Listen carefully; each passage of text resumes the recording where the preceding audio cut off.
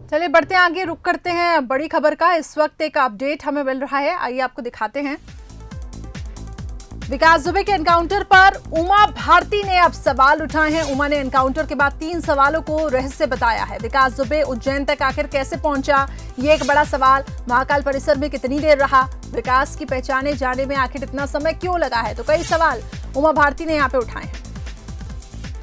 तो ये लगातार सवाल और इस पे अब सियासत भी गरमा रही है। ये देखिए उमा भारती का ट्वीट दिखा रहे हैं।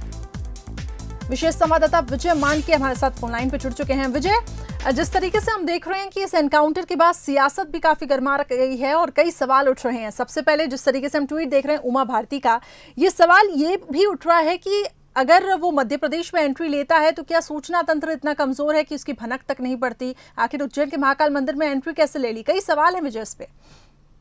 देखिए करिश्मा, उमा भारती ने जो 3 सवाल किए हैं, एक तो उन्होंने अपने 3 ट्वीट लगातार किए हैं। उसमें एक तो सबसे बड़ी बात तो सबसे पहले योगी आदित्यनाथ और यूपी पुलिस को बधाई दी है कि 8 पुलिस वालों की हत्या करने वाला विकास दुबे एनकाउंटर में मारा गया है। ये बहुत अच्छी बात है और इसके लिए उन्होंने बधाई भी दी। फिर उसके बाद उन्होंने एक और ट्वीट किया, उसमें लिखा कि महाकाल ने नरसंहार कर दिया ऐसे पापी का। जिस अंदाज में उमा भारती अपनी बात करती है तो उसी अंदाज में उन्होंने ये ट्वीट भी किया और ये भी बहुत अच्छी बात है। लेकिन मुख्यमंत्री शिवराज सिंह चौहान और गृह मंत्री मध्य प्रदेश के, उनसे जरूर उन्होंने 3 सवाल किए हैं कि इन सवालों का ये जो रहस्य है, ऐसा लिखा है उन्होंने कि ये रहस्य बना हुआ है कि आखिरकार वो उज्जैन तक कैसे पहुंचा, फिर महाकाल मंदिर में वो कितनी देर और इतने देर तक रहा, तो वो आखिरकार कैसे रहा।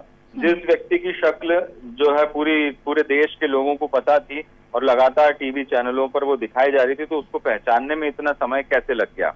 ये 3 सवाल है और ये 3 सवाल विपक्ष की तरफ से भी कहीं ना कहीं उठाए गए। तो उमा भारती ने भी ये जानने की कोशिश की कि ये जो राज है, अब क्या ये राज खुलेंगे ये, और इस पर भी उन्होंने ये लिखा कि इसके बारे में वो विस्तार से चर्चा करेंगी दोनों नेताओं के साथ। तो उमा भारती ने भी कहीं ना कहीं इस तमाम पूरे घटनाक्रम को लेकर ये 3 सवाल किए। चलिए, तो कई सवाल अब इस पे खड़े हो रहे हैं। बहरहाल नजर प्रेस कॉन्फ्रेंस पे है कि क्या कुछ पुलिस की तरफ से उसमें सामने आता है क्लियर। बहुत बहुत शुक्रिया फिलहाल हमारे साथ जुड़ने के लिए।